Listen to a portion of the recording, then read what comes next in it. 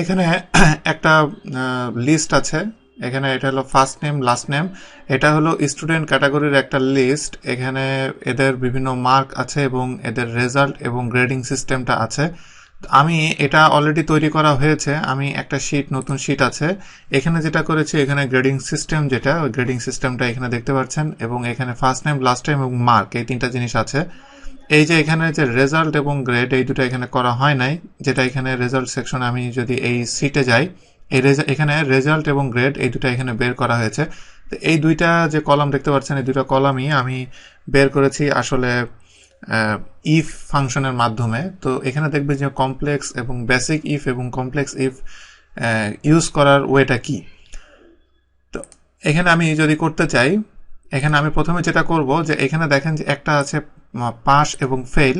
তো পাস এবং ফেল এই দুটা আমি যদি ইফ দিয়ে আমি ইউজ করতে চাই, সেই ক্ষেত্রে আমি মার্ক দিয়ে এটাকে একটা স্টেটমেন্ট দিব। সেটা দিতে গেলে তার আগে আমি প্রথমে আপনাদেরকে বলি যে ফর্মুলার ভিতরে আমি লজিক্যাল যেটা আছে, এটার ভিতরে যে ফাংশনগুলো আছে, এখান থেকে আমি কিছু ফাংশন আপনাদেরকে দেখাবো। আপনি একটা এই ঘর সিলেক্ট করে, একটা সেল সিলেক্ট করে, এখানে লজিকের ভিতরে যে আপনি ইফ দিলে ইফটা এভাবে ওপেন হবে, এবং এটার ভিতরে আপনি এখানে ভ্যালু এখানে বসিয়ে দিলে এখান থেকে এটা চলে আসবে। আপনি এভাবে করতে পারেন, অথবা আপনি এখানে এটার ভিতরে সিলেক্ট থাকা অবস্থায় ইকুয়াল দিয়ে ইফ দিয়ে এইভাবে আপনি করতে পারেন, যেটা আপনার জন্য সুবিধা। তো প্রথম দিকের ক্ষেত্রে আমি আপনাদেরকে বলবো, যদি আপনি নতুন হন সেক্ষেত্রে আপনি এইভাবে ঘর যেটা এইভাবে ইউজ করলে আমার মনে হয় আপনার জন্য একটু বেটার।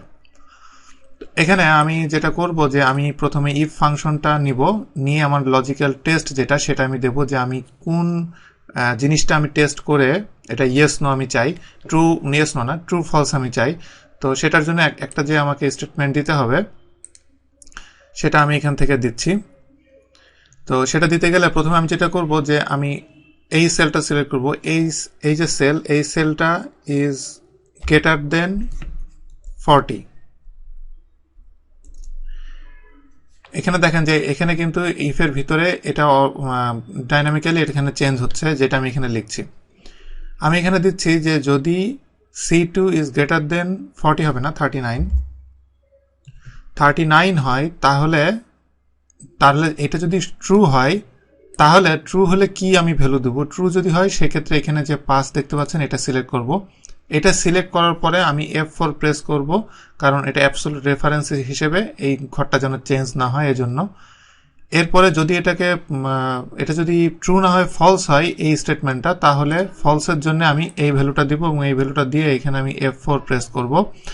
F4 প্রেস করার পরে এখানে দেখেন যে এখানে পুরা ইফের যে স্টেটমেন্ট, এটা তৈরি হয়ে গেছে। হয়ে যাওয়ার পর আমি যদি এটা ওকে দিই, তাহলে দেখেন যে এখানে পাস দেখাচ্ছে। এর কারণ হলো এটা 40-র চেয়ে বড়, 49। এখন আমি যদি এটা সিলেক্ট করে এই কোণার নিচের এই যে ডটটা দেখতে পাচ্ছেন, ডটের উপরে ডবল ক্লিক করি, তাহলে এটার ভিতরে যা আছে সবগুলা সেম ভাবে এই ক্যালকুলেশন সে এখানে করে ফেলবে। এবং এখানে দুই রকম আছে, একটা দেখেন পাস ফেল কারণ এটা হলো 16, এবং এটার ফেল কারণ এটা 11। তো এভাবে আপনি পাস ফেল, এভাবে আপনি খুব সহজেই আপনি এটা করে ফেলতে পারবেন। এরপরে আমি আপনাদেরকে দেখাবো যে রেজাল্ট সেকশনে আমি যদি যাই, এখানে দেখেন যে গ্রেডিং সিস্টেম। আপনি যদি গ্রেডিং সিস্টেমটা বের করতে চান, এটা একটু কমপ্লেক্স বের করা। এটা করতে গেলে আমি যেটা করব, একটা ইফের ভিতরে, ইফ ফাংশনের ভিতরে আরো অনেকগুলা ইফ ফাংশন আপনি অ্যাড করতে পারবেন, সেই কাজটা আমি করব। তা আমি যদি শীটের ভিতরে যাই, এই ক্ষেত্রে আমি এখান থেকে না নিয়ে আমি সরাসরি ম্যানুয়ালি এখানে লিখব। তো সেটা লিখতে গেলে দেখেন ইকুয়াল ইফ ট্যাব দিলে ওটার ভিতরে ঢুকে গেল। এরপরে আমাকে লজিক্যাল টেস্ট, যেটা লজিক্যাল টেস্ট দেখেন এটা হাইলাইট করছে, এটার ভিতরে আছে লজিক্যাল টেস্ট আমাকে দিতে হবে। লজিক্যাল টেস্টটা দেব যে এই ভ্যালুটা যদি গ্রেটার দেন 79 হয়। আরেকটা কথা বলি, গ্রেটার দেন 79 অথবা গ্রেটার দেন অর ইকুয়াল 80 একই জিনিস, আপনি যেটাই দেন না কেন একই কথা, যেটা আপনার জন্য সুবিধা সেটা আপনি ইউজ করবেন। আমি যদি দিই যে if C2 is greater than 79, যদি এটা ভ্যালুটা ট্রু হয়, তাহলে আমি দিব এটা A+, এবং এটার জন্য এটাকে আমি অ্যাবসলিউট ভ্যালু করব F4 প্রেস করে। F4 প্রেস করলে দেখেন এখানে অ্যাবসলিউট ভ্যালু এখানে চেঞ্জ হয়ে গেছে অ্যাবসলিউট ভ্যালুতে। এরপরে এখানে আমি নেক্সট যে ভ্যালুটা দিব সেটা হলো যে ফলস ভ্যালু। আমি ট্রু ভ্যালু দিয়েছি, ফলস ভ্যালু। যদি এই স্টেটমেন্টটা যে লজিক্যাল টেস্ট যেটা, এটা যদি ঠিক মানে ফলস হয়, সেই ক্ষেত্রে আমি এখানে দিব, আমি এটা যে কোনোটা দিতে পারি। আমি যদি এফ দিই, এফ দেওয়ার পরে আমি কন্ট্রোল এন্টার দিলে এটা এফ এসেছে, কারণ এখানে কিন্তু আমি যে ইফের এখানে দেখেন যেটা সিলেক্ট করে যেটা ইউজ করেছি এটা হলো ফলস, কারণ এটা 49।